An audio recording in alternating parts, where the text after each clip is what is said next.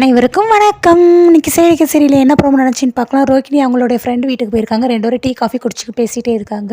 என்னடி சொல்கிற, அப்போ உங்கள் அத்தை வந்து வாபஸ் வாங்கிட்டாங்களா கேஸை அப்படிங்கிறாங்க. ஆமாம், எப்படி நடந்துச்சுன்னு எனக்கே புரியல.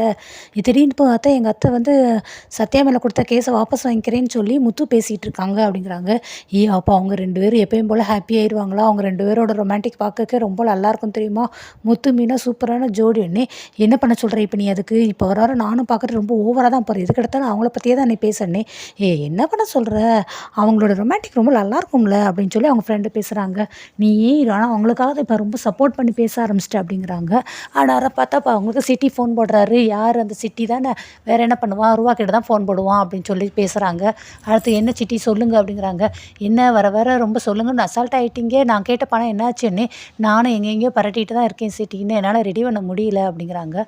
சீக்கிரம் ரெடி பண்ணுங்க, நீங்கள் லேட் பண்ண அந்த பிஐக்கு தான் உங்களுக்கு உயிருக்கு வந்து ஆபத்தாக இருக்குது அப்படிங்கிறாங்க. நான் என்ன பண்ணட்டும், சீக்கிரமாக ரெடி பண்ணி வைக்கிறேன் சரியா அப்படின்ட்டு ஃபோனை வச்சிடுறாங்க. சிட்டி எங்கே புலம்புறாரு. வர வர இந்த ரோஹிணிக்கு பயம் விட்டு போச்சு, ரொம்ப தெனாவட்டாயிட்டா, அவளை எப்படினாலும் சீக்கிரம் மிரட்டி வழிக்கு கொண்டு வரணும் அப்படின்னு. அடுத்து ஃபோன் வச்சதுக்கப்புறம் அவங்க ஃப்ரெண்டு சொல்கிறாங்க, பேசாமல் ஒன்று பண்ணுமா, அந்த சிட்டிகிட்டே கடனை வட்டிக்கு வாங்கிட்டு அவன் கையில் இந்த காசை கொடுத்துருமா அப்படிங்கிறாங்க. உன் ஐடியாவை தூக்கி குப்பையில் போடுறி அப்படிங்கிறாங்க. அடுத்து நெக்ஸ்ட்டு வந்து விஜயாவை காட்டுறாங்க. விஜய் அவங்க ஃப்ரெண்டு வீட்டில் இருக்காங்க. ஆனால் காலிங் பெல் அடிக்குது. காலிங் பெல் அடிக்கவும் அவங்க வந்து யாருன்னு போய் கதவை திறந்து பார்க்குறாங்க. மீனாவோட அம்மா, தங்கச்சி, அவங்களோட தம்பி முத்து, இவங்க எல்லோரும் வர்றாங்க. என்ன பார்வதி, இவங்களாம் இங்கே எதுக்கு வந்திருக்காங்க அப்படின்னு சொல்லிட்டு விஜய் அவங்க ஃப்ரெண்டுகிட்ட கேட்குறாங்க. சம்மந்தி எங்களை மன்னிச்சிருங்க சம்மந்தி, என் பையன் தெரியாமல் ஒரு தப்பு பண்ணிட்டான் அப்படிங்கிறாங்க. என்னது தெரியாமலையா? அதை எப்படி நீங்கள் அப்படி சொல்லலாம்? நடு ரோட்டில் பட்டப்பகலில் அத்தனை பேருக்கு முன்னாடி என் பேக் எடுத்து திருடிட்டு போயிருக்கீங்க, என்னை தள்ளிட்டு போயிருக்கீங்க, எல்லாமே பிளான் பண்ணியிருக்கேன், இதை தெரியாமன்னு சொல்லி ஈஸியாக சொல்லிடுறீங்க அப்படிங்கிறாங்க. இல்லை, அவன் வந்து செயற்கை வந்து சேராமல் யார் கூடயோ தப்பாக சேர்ந்து செயற்கைகள்லாம் சரியில்லாதனால இந்த மாதிரி பண்ணியிருக்கானே. அதெல்லாம் ஒன்றும் கிடையாது, அவன் கொழுப்பு எடுத்து போய் இந்த மாதிரி திரிஞ்சிட்டு அலையிறியா, அதனால தான் இந்த மாதிரி வேலையெல்லாம் பண்ணியிருக்கேன் அப்படின்னு சொல்லிட்டு இவங்க வந்து மூஞ்சி திருப்பாமல் அங்கிட்டு திரும்பி பேசிக்கிட்டு இருக்காங்க. அவங்க தான் சாரி கேட்க மன்னிப்பு கேட்க வந்திருக்காங்களா, அப்புறம் மூஞ்சி அங்கிட்டு திருப்பி வச்சு அவங்க எப்படி பேசுவாங்க அப்படிங்கிறாங்க. பேசுறதுக்கு மூஞ்சை பார்க்கறதுக்கும் பிடிக்கலங்கிறதுக்காக தான் அந்த பக்கம் திரும்பி வச்சுருக்கேன் அப்படின்ட்டு முத்து சொன்னதுக்கு பதில் பேசுகிறாங்க. சரி அவங்க வந்து மன்னிப்பு கேட்கற வந்திருக்காங்க. ஆனால் அந்த மன்னிப்பு கேட்டவங்களுக்கு வந்தாங்க, மன்னிப்பு கொடுத்து அவங்கள மனுஷனை மதிச்சிருக்காங்க பாருங்களா, அவங்க தான் பெரிய மகான் அப்படின்னு எங்கள் பாட்டி சொல்லியிருக்காங்க அப்படின்னு சொல்லி முத்து சொல்லவும், பாட்டி நல்ல விதமாக தான் சொல்லியிருக்காங்கன்னு பார்வதின்னு சொல்கிறாங்க. என்ன பார்வதி நீ அவங்களுக்கு சப்போர்ட் பண்ணுற அப்படின்ட்டு விஜயா கோவப்படுறாங்க. விடு விஜய், அவ்வளோதான், படிக்கிற பையன், அவனோட கேஸை நீ வாபஸ் வாங்கிட்டேன், இனிமேல் அவங்கள மன்னிச்சு விட்டுறேன் அப்படின்னு கேட்குறாங்க. ஆனால் சத்யாவையும் கூட்டிகிட்டு வந்து அவங்க அம்மா சொல்கிறாங்க, அத்தை காலில் விழுந்து மன்னிப்பு கேட்டுறா, அவங்கள சாரின்னு சொல்லி மன்னிப்பு கேளு, தப்பதெல்லாம் செஞ்சதெல்லாம் தப்பு தான் சொல்லு அப்படிங்கிறாங்க. நீ வேணும் போய் சாரி அத்தை, தெரியாமல் பண்ணிட்டேன், எனக்கு மன்னிச்சு பெரிய மனசு பற்றி நீங்கள் என்னோடய போலீஸ் ஸ்டேஷனில் கொடுத்த கம்ப்ளைண்ட் எல்லாத்தையுமே நீங்கள் வாபஸ் பண்ணியிருக்கீங்க, ஸோ அதனால் அதுக்கு ரொம்ப நன்றி, இனிமேல் நான் நல்ல விதமாக நடந்துக்கிடுவேன் அப்படின்னு சொல்கிறாங்க. மூத்து வந்துட்டு சரி அதான் மன்னிப்பு கேட்கணும் வந்தீங்களே, எல்லோரும் மன்னிப்பு கேட்டாச்சுல, அவ்வளோதான், கிளம்புங்க, உங்களுடைய வேலையை போய் நீங்கள் பார்க்க ஆரம்பிங்க, போமா நீயும் போய் வேலையெல்லாம் போய் பாருமா, முக்கியம் தான், வேலைங்கிறது ரொம்ப ரொம்ப மனுஷனுக்கு முக்கியம் அப்படின்ட்டு அவங்க தங்கச்சி அவங்க அம்மா எல்லாருமே இப்போ விரட்டி விட்டுறாங்க. திருப்பி முத்து வராரு. முத்து வந்துட்டு, அத்தை அதான் பிரச்சனை எல்லாம் முடிஞ்சு போச்சுல சுமூகமா, அதனால் அம்மா வீட்டுக்கு வர சொல்லுங்க அப்படிங்கிறாங்க. நான் இதுக்கு அந்த வீட்டுக்கு வரணும், என்னை மதிக்காத வீட்டுக்கு நான் இருக்கணும், அதெல்லாம் என்னால் வர முடியாது அப்படிங்கிறாங்க. ஆமாம் சரிதான், அம்மா சொல்கிறதெல்லாம் சரிதான், அம்மா வந்து இங்கே இருக்கட்டும், ஆனால் அப்பாவோட ஃப்ரெண்டு ஒருத்தர் இதே மாதிரி தான் அவங்க ஒய்ஃப் கூட சண்டை போட்டு அவங்க ஒய்ஃபை வீட்டை விட்டு வெளியில் போயிட்டாங்களாம். இவர் எவ்வளோ கூட்டு பார்த்துருக்காரு, வரலையா, கடைசி அப்பாவோட ஃப்ரெண்டு அவங்க ஒய்ஃபை டைவர்ஸ் பண்ணிட்டாராம் அப்படின்னு. என்னப்பா சொல்கிற, இந்த வயசுலையா அப்படின்னா. ஆமாத்த பார்வதியத்தில் நல்லா கேட்டுக்கோங்க, அப்பாவோட ஃப்ரெண்டு டைவர்ஸ் பண்ணிட்டாராம். அது மாதிரி அப்பா வளர்க்குறதுக்கு எவ்வளோ நல்ல வேணாலும் ஆகலாம், அப்பாவுமே அம்மா வரலன்னு சொல்லி ரொம்ப போர் அடிக்குது, வீட்டில் எந்த இதுவும் கிடையாதுன்னு சொல்லி பாட்டி ஊருக்கு போகிறேன்னு கிளம்பிட்டு இருந்தார்.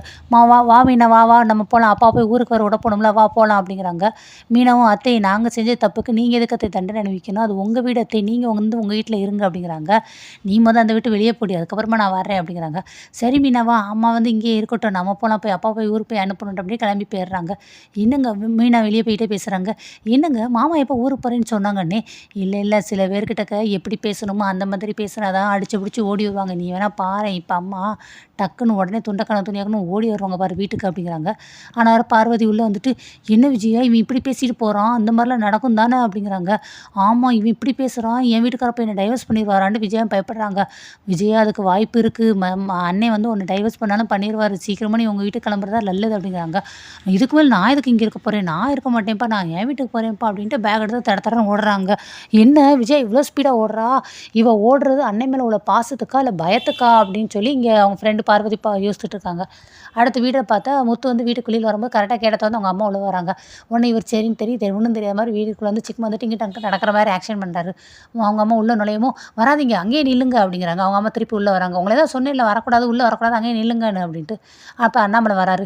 "யாருடா வீட்டுக்குள்ள வராதன்னு சொல்ற?" அப்படின்ட்டு வந்து பார்த்தா விஜயா நிக்கிறாங்க. ஸோ விஜயாவுக்கும் அவங்க வீட்டுக்கார பக்கம் ஒரு மாரி ஷையா வெக்கமா இருக்கு. இப்படி அப்படின்னு சொல்லி குனிஞ்சு குனிஞ்சு இதுங்கிறாங்க. அடுத்து மனோஜ் வந்துட்டு, "அம்மாம்மா வந்துட்டியாம்மா? வாம்மா, வாம்மா, வாம்மா" அப்படிங்கிறாங்க. ரோகிணி, "ஆன்ட்டி வாங்க ஆன்ட்டி" அப்படிங்கிறாங்க. சரின்னு உங்கள உள்ள கூட்டிட்டு வரும்போது, "நான் தான் உங்கள வராதீங்க சொல்லியிருக்கேன்ல, அங்கேயே நில்லுங்கன்னே."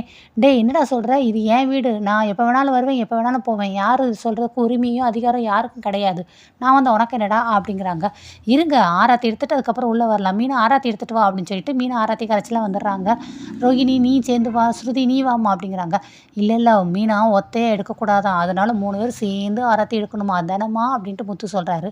ஓவராலா ஆரத்தி எடுத்துக்கிட்ட ஆன்ட்டிக்கு வந்து இது அந்த அந்த குங்குமத்த வைக்கிறாங்க. "மீனா நீங்களும் வைங்கன்னு" ஸ்ருதி சொல்றாங்க. சரின்ட்டு மீனாவும் வச்சு அந்த ஆராத்திய போய் வெளிய இதுன்றாங்க. விஜயா உள்ள வந்துடுறாங்க. "அப்பா அம்மாவ உள்ள வான்னு கூப்பிடுப்பா" அப்படிங்கிறாங்க.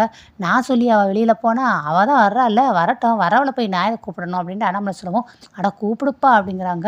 "ஏன் கூப்பிட்டா தான் என்ன குறைஞ்சா போயிருவீங்க?" அப்படின்னு விஜயா சொல்லவும், "சரி சரி வா உள்ள வா" அப்படின்ட்டு உள்ள உட்காந்து பேசுறாங்க. ஆனா வந்து இவங்க ரோகிணி எல்லாருமே இருக்கும்போது அப்ப அண்ணாமலை சொல்றாரு, "என்ன விஜயா கொஞ்சம் இளைச்ச மாரி தெரியிற, உடம்பு மெலிஞ்சிருட்டியே" அப்படிங்கிறாங்க. "அதெல்லாம் இல்ல நான் நல்லா தான் இருக்கேன்" அப்படிங்கிறாங்க. முத்து சொல்றாங்க, "எப்பா மீனா சாப்பாட சாப்பிடாம அம்மா கொஞ்ச நாள் இருந்தாங்கல்ல, அதில தான்ப்பா இப்படி இளைச்சி போயிட்டாங்க. எனக்குமே அம்மா இங்க இல்லாம இருக்கிறது ஒரு மாரி போர் அடிக்குதுப்பா. இல்லாட்டினா அம்மா இங்கன்னா ஏதாவது நை நை நைன்னு பேசிட்டே இருப்பாங்க, வஞ்சிக்கிட்டே இருப்பாங்கல்ல. காலையில எந்திரிச்ச உடனே சுப்ரபாதம் கேட்ட மாரி இருக்கும். இனிமேல் அந்த பிரச்சனையே இல்ல மீனா. மீனா சமைச்சு போடுறத அம்மா சாப்பிட்டு சாப்பிட்டு எங்களே வஞ்சிக்கிட்டே இங்கேயே இருக்கட்டும்ப்பா. சொல்லுப்பா நீயி" அப்படிங்கிறாங்க. "ஆமா ஆமா நீ இங்கேயே இரு விஜயா" அப்படிங்கிறாங்க. "நான் ஒண்ணும் இளைச்சிலாம் போல. என்ன நல்லா தான் பார்வதி கவனிச்சுக்கிட்டா. என்னமோ இங்க தான் நான் சாப்பிட்டு ரொம்ப பெருத்து போன மாரி பேசுறீங்களே நீங்க எல்லாரும்" அப்படிங்கிறாங்க. "இல்ல விஜயா கல்யாணத்தப்போ ஒல்லியா அழகா இருந்த" அப்படின்னு. "அப்ப இப்போ உங்களுடைய சாப்பாட்டுல நான் சாப்பிட்டு சாப்பிட்டு நல்லா குண்டாயிட்டேன்னு என்ன சொல்றீங்களாண்ணே?" "ஐயய்யோ! நான் அப்படிலாம் பேசல விஜயா."